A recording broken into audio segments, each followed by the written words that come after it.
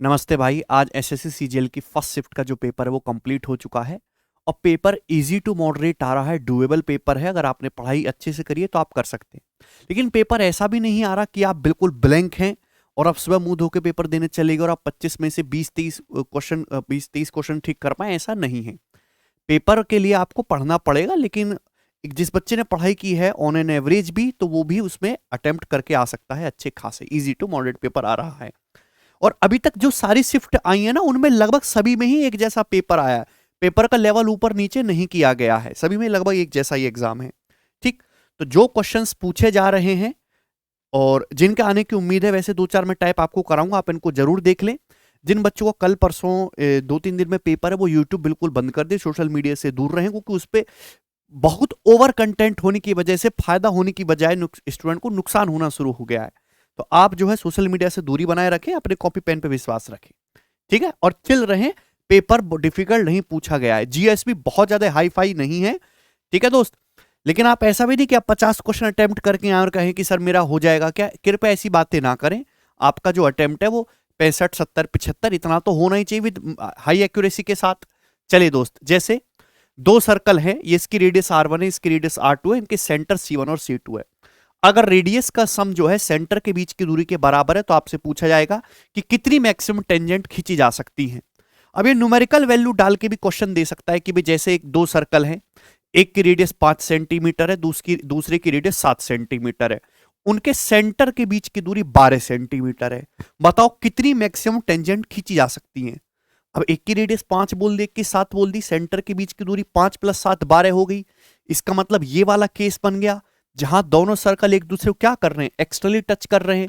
तो कितनी टेंजेंट खींची जा सकती है भाई, ये वाली टेंजेंट हो जाएगी एक, तो अभी ऊपर नीचे, और एक ये हो जाएगी जो यहां से। तो इस केस में मैक्सिमम 3 टेंजेंट खींची जा सकती है।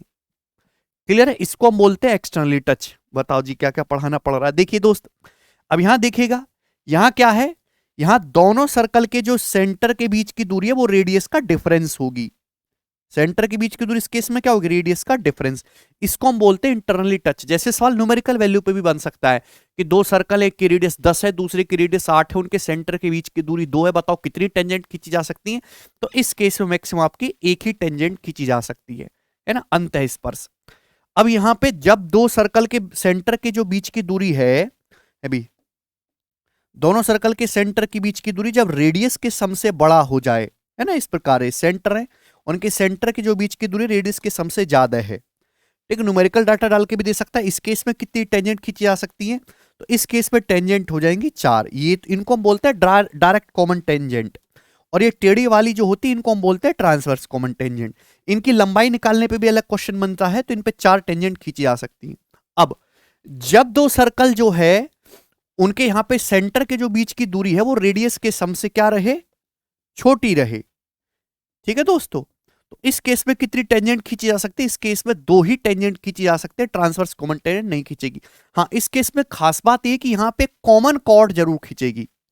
कॉमन कॉर्ड, उसकी लंबाई निकालने पे भी सवाल आता है, लेकिन वो अभी तक नहीं पूछे जा रहे हैं। ये चारों केस है, आपको दिमाग में रखना है।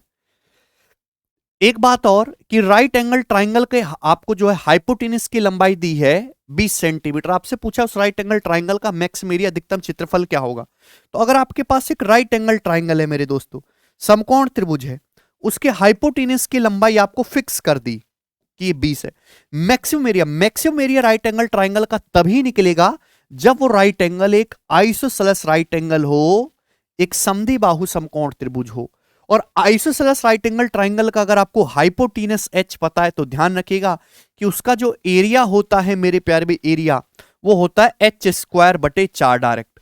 तो 400/4 यानी कि 100 सेंटीमीटर स्क्वायर इसका मैक्सिमम एरिया आएगा। आपको यह भी ध्यान रखना है कि राइट एंगल ट्राइंगल का, आइसोसेलेस राइट एंगल ट्राइंगल का जो पेरीमीटर होगा वो h × √2+1 होगा, h × √2+1। बात समझे कि नहीं समझे, ये दोनों बातें ध्यान रखनी है। तो सवाल ये है कि राइट एंगल ट्राइंगल का आपको हाइपोटेनस दिया, मैक्सिमम एरिया पूछा है, तो maximum area will be in that case when right angle triangle will be isosceles. ठीक है भाई, ये 45-45 है ना, दो साइड बराबर है, तो दोनों एंगल भी 45-45 डिग्री के हो गए। बट ये आपको डायरेक्ट याद रखना, पेपर में सवाल ये भी बहुत ज्यादा फेमस है कि आपसे बोल देगा कि एक right isosceles right angle triangle, एक समद्विबाहु समकोण त्रिभुज है जिसका पेरीमीटर, कुछ भी ले लो एग्जांपल के लिए, जिसका perimeter 7 into root 2 plus 1 centimetre है। आपसे पूछ लेगा बताओ इसका एरिया क्या है, 7 इंटू रूट 2 प्लस 1 है, हमेशा इसी फॉर्म में दिया जाता है। तो ये जो चीज लिखी हुई है ना h इंटू रूट 2 प्लस 1, ये आपका हाइपोटेनस है, और हाइपोटेनस आपको पता है तो एरिया क्या होगा जी 49/4, ये एरिया आ जाएगा 12.25। ठीक है, तो मात्र 1.5 सेकंड में एग्जामिनर के सवाल देने से पहले आप उसको सॉल्व कर सकते हैं। समझ में आया जी? ये बताइएगा।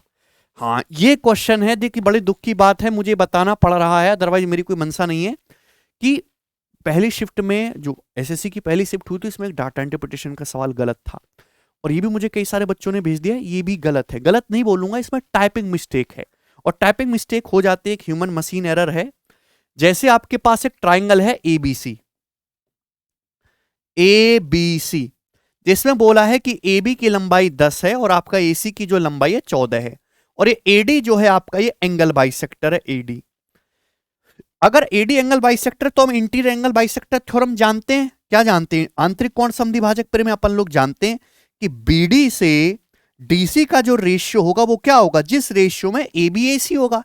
ABAC का रेशियो क्या है 10, 14, 5, 7, तो BD से DC का जो रेशियो पूछा जाएगा बच्चों ये 5:7 होगा। ये आंतरिक कोण समद्विभाजक प्रमेय है, ठीक है ना। लेकिन आपसे पेपर में पूछा गया था कि BD से BC का, अब BD 5 है तो BC हो जाएगा 12, 5:12 होना चाहिए ना, लेकिन ये ऑप्शन में नहीं दिया होता। एक्चुअली वो BD रेशियो DC पूछना चाह रहे थे, पर यहां गलती से उन्होंने टाइपिंग में BD रेशियो BC ही लिख दिया है, ठीक है। तो ऐसी एक आध तो टाइपिंग एरर हो जाते हैं, उसके चक्कर में जो है आप जो परेशान ना हो, ठीक है। हाँ, एक स्फीयर वाला जो क्वेश्चन है वो हर शिफ्ट में पूछा जा रहा है बच्चों, ठीक है ना। स्फीयर के बहुत ही बेसिक से सवाल है, curve surface area, total surface area आपको याद भी रखने हैं कि स्फीयर है, स्फीयर के टोटल सरफेस एरिया का जो फॉर्मूला है वो 4πr² है, ठीक है ना। और उसके जो वॉल्यूम का फॉर्मूला है वो 4/3πr³ है, ये ध्यान रखना है आपको। वहीं मेरे दोस्तों अगर आपके पास हेमी स्फीयर हो जाएगा अर्धगोला, तो उसका जो टोटल सरफेस एरिया है वो 3πr² होगा, 3πr² total surface area hemisphere के लिए, और उसका कर्व सरफेस एरिया होगा 2πr², ठीक है दोस्तों।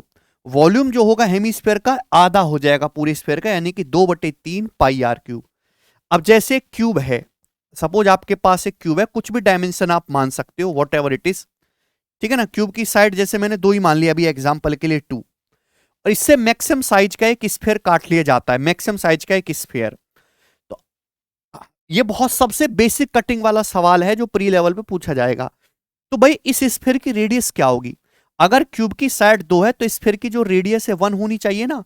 अब चाहे कुछ ही पूछ ले, चाहे मैं यहां से सरफेस सरफेस एरिया पूछ ले, वॉल्यूम पूछ ले, वॉट एवर इट इज, आप यहां पे फॉर्मूला रख के निकाल सकते हैं। लेकिन कैलकुलेशन में भी आपको ध्यान रखना है, ये कैलकुलेशन को देखा करो। आपको ये ध्यान रखना है कि अगर सर्कल की रेडियस 7 है तो उसका जो एरिया होता है वो 154 होता है, 154, ठीक है ना। अब जैसे एग्जांपल के लिए आपको यहां पे स्फीयर की रेडियस 5.6 दे दी, 5.6 स्फीयर की, और आपसे पूछ ले स्फीयर का कर्व टोटल सरफेस एरिया बताओ या कर्व सरफेस एरिया बताओ, एक ही बात है 4πr²। तो आप कैसे करोगे मेरे दोस्तों? ऐसा नहीं कि आप यहां पे मान रखने बैठोगे, 4 तो है ही है, अपन को πr² सॉल्व करना है।